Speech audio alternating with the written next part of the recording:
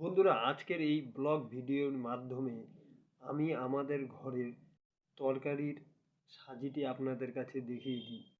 দেখুন বন্ধুরা, কি অভাবের সংসারে এখনো অল্পই তরকারি রয়েছে। সেই তরকারিটি দিয়ে এই রাতের খাবার মা রান্নবে।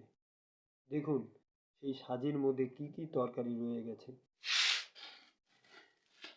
বন্ধুরা, কি বেগুন রয়েছে, পেঁয়াজ রয়েছে, কয়েকটি রসুন রয়েছে। দেখুন বন্ধুরা, কি অভাবের সংসার চলছে আমাদের। কেননা আজকে কামাই করতে পারিনি বাবা, এর জন্য তরকারিও আনতে পারিনি। বন্ধুরা, ভিডিওটি যদি ভালো লাগে অবশ্যই কমেন্ট করবেন, আমাকে কিছুটা এগিয়ে যাওয়ার প্রেরণা যোগাবেন।